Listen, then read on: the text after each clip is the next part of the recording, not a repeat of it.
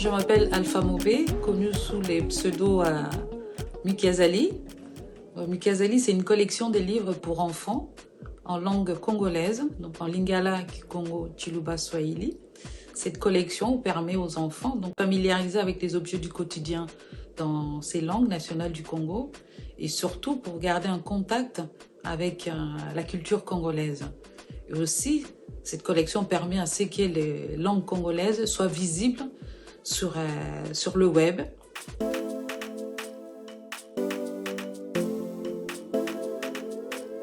C'est vrai que le coronavirus nous a surpris tous, hein. Donc il fallait trouver rapidement les moyens d'urgence pour continuer dans l'élan de l'activité, moi, dans beaucoup d'écriture. Et donc j'ai dû adapter ma façon de travailler. Donc j'en ai profité pendant le confinement, par exemple la refonte de mon site qui était déjà un site en 3 langues. Donc il y avait beaucoup de choses à faire, donc j'ai voulu améliorer, donner un peu plus de matière à mes contacts, donc des lecteurs, des enfants. Il y a eu aussi des ateliers, puisque je faisais des ateliers sur la culture congolaise, l'histoire et autres, avec les enfants. Donc ce contact a été interrompu. Et donc j'ai dû m'adapter, mettre un peu plus de matière sur mon site pour que mes lecteurs, qu'on continue à garder contact. Par exemple, les enfants qui avaient l'habitude de jouer ou de toucher les livres. Donc il a fallu, par mesure de préventif, donc il fallait emballer les films, donc les livres, pour qu'il n'y ait pas contact direct avec les enfants. Dès qu'on a eu l'annonce de confinement, donc d'ici, on a déjà commencé à lancer des annonces, des mesures, des gestes et barrières autres. Donc je pensais carrément à ma communauté. Je dis beaucoup peut-être ne comprennent pas le français. Et puis certaines choses parlent mieux quand c'est dans sa langue. Donc j'ai créé des affiches sur les gestes et barrières, sur les mesures préventives, sur l'hygiène. Donc j'ai fait ces affiches en Lingala, en Swahili, en Chiluba, qui ont été repris beaucoup sur les réseaux sociaux. C'est vrai que même si j'écris beaucoup de livres, j'ai des profils sur les réseaux sociaux, j'étais un peu moins active. Et le fait qu'il y a eu donc ces virus, donc on n'avait plus les ateliers, donc j'avais plus les contacts physiques avec les lecteurs, donc mes lecteurs, donc surtout les enfants. Et ça m'a permis donc de créer des contacts via les réseaux sociaux, des échanges et des retours. C'est que j'ai beaucoup appris aussi, c'est que les lecteurs pensaient de mes livres, des commentaires, chose que j'avais pas, cette interactivité. Donc le fait de rester sur place et être souvent sur les réseaux sociaux, ça a permis vraiment de découvrir, d'avoir un lien direct avec mes lecteurs. Et j'ai appris beaucoup d'eux parce qu'il y a eu beaucoup de retours. C'est qu'ils ont pensé des commentaires beaucoup édifiants par rapport à mon travail. Et c'est un côté positif.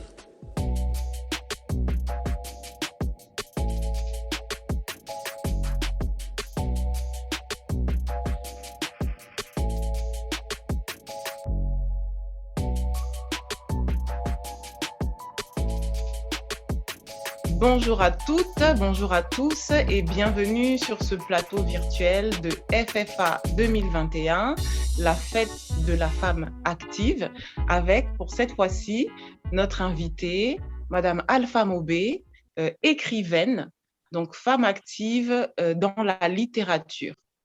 Bienvenue, chère Alpha. Merci, Michia. Ok. Donc, quelques questions pour pouvoir échanger. On vient de voir ensemble ce magnifique reportage que tu as pu faire, où on a pu donc toucher du doigt ce que tu fais au quotidien, ton métier et surtout tes réalisations.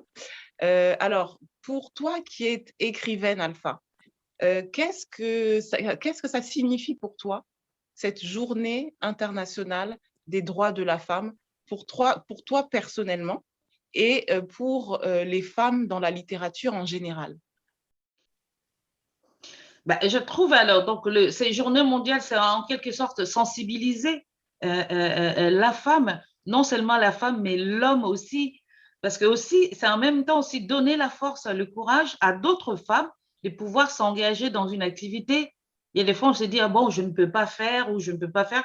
Le fait d'en parler, ça donne aussi, ça peut créer des vocations. Au niveau des femmes, est-ce que le fait d'être une femme en tant qu'écrivaine, ça vous apporte un plus?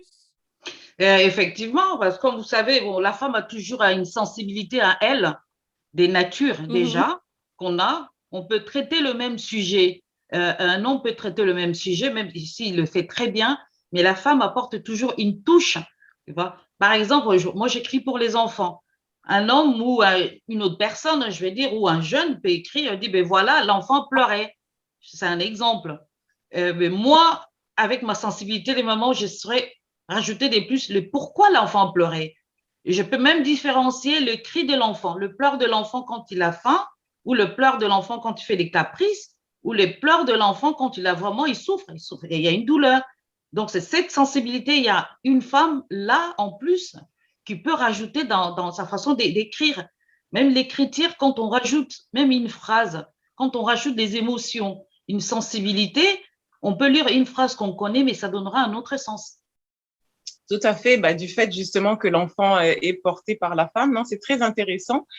Justement, quand tu parles de écrivaine pour enfants, j'ai beaucoup aimé l'action innovante que tu as présentée lors de ton reportage, à savoir donc de faire des messages de sensibilisation contre le Covid, mais dans nos langues.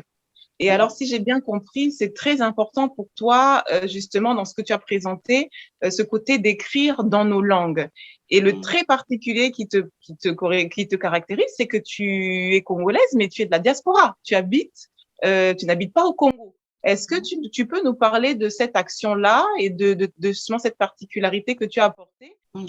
Ben, même si je suis à l'étranger, bon, on n'est pas complètement loin quand même de la RDC. On suit quand même tout ce qui se passe en RDC. Et puis moi, je suis née en RDC. Je fais une partie de mes études en RDC aussi. Et aussi parce que je choisis, donc j'aurais pu rester dans la diaspora, mais calme, tranquille. Mais comme j'ai pris la valeur de ma culture, la culture congolaise, la valeur de la RDC, moi, je l'ai vraiment appris en étant à l'étranger. Et je voulais, et je savais pas quoi faire, parce que moi, j'écris pour les enfants, je fais des choses pour les enfants, mais je voulais en même temps que là, comme les virus concernaient tout le monde, et il fallait que ça touche, le message touche tout le monde, pas que les enfants. Donc, dont l'idée donc de faire les affiches pour la RDC. Et quand d'ailleurs je fais les affiches, c'était plus diffusion à RDC qu'en Europe, par exemple, à Paris. Et à Paris, c'est arrivé après. Donc, c'était cette touche-là que j'ai voulu marquer, donc montrer aussi aux Congolais, même si on est à l'extérieur du pays, on a encore notre cœur là-bas, on a un apport à faire, une contribution aussi pour le pays.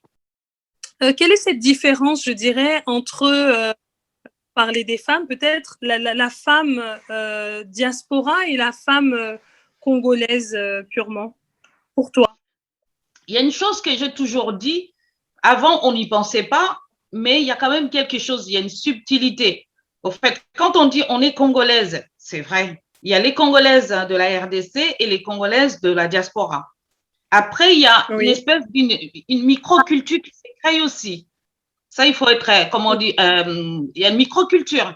Bon, la culture congolaise telle qu'on la vit ici n'est pas la même que la culture congolaise telle que c'est vécu en RDC. Moi, mes livres, j'ai vraiment voulu que ça soit didactique. Ça veut dire qu'un enfant aujourd'hui qui prend les livres, qui sache en gros et compter en lingala, en moko, mibale, misatu.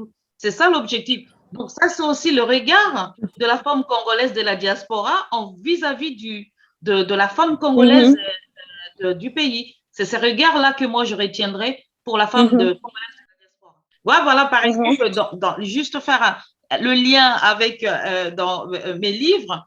Et dans mes livres, c'est pas seulement des livres, mais il faut voir que je fais une valeur ajoutée à ces livres, que je fais, par exemple, la qualité du papier utilisé. C'est vraiment de papier de très, très grande qualité qui coûte cher. Et je rajoutais aussi au niveau des couleurs, façon de livre en couleur, je fais que ce soit des couleurs qui ne sont pas inoffensives pour les enfants. Donc aujourd'hui, un enfant peut mettre ces livres dans la bouche, il ne se passera rien. Et je fais rajouter aussi je fais labelliser mes livres avec ces sigles-là. FSC. En fait, c'est l'organisme qui gère la forestation dans le monde. Ça veut dire que voilà, ce sont des arbres, par exemple, qui sont tombés pendant les catastrophes naturelles ou des arbres, quand on abat un arbre, il y a un autre qui est planté pour compenser. Donc, j'ai voulu que ça soit aussi… Préservation d'écosystèmes, oui. Exactement. Et donc, ça aussi, c'est une valeur ajoutée que la femme active apporte dans son travail. Super. Tout à fait. Super. Génial. Non, merci beaucoup pour ton temps. Merci beaucoup, Alpha, pour cette touche que tu as apportée dans cette série de capsules et de portraits de femmes actives. On a été très émerveillés par justement ton côté littérature. On a quelques-unes aussi au Congo même, avec qui on a discuté justement autour de cette fête et que voilà, on est toujours en tout cas impressionnés par votre métier d'écrivaine. Merci beaucoup pour ces informations, pour ta beauté, pour ta disponibilité. Moi, je suis très flattée vraiment d'avoir parlé en live et directement avec d'autres Congolaises. Et vraiment, je suis très, très honorée et très flattée.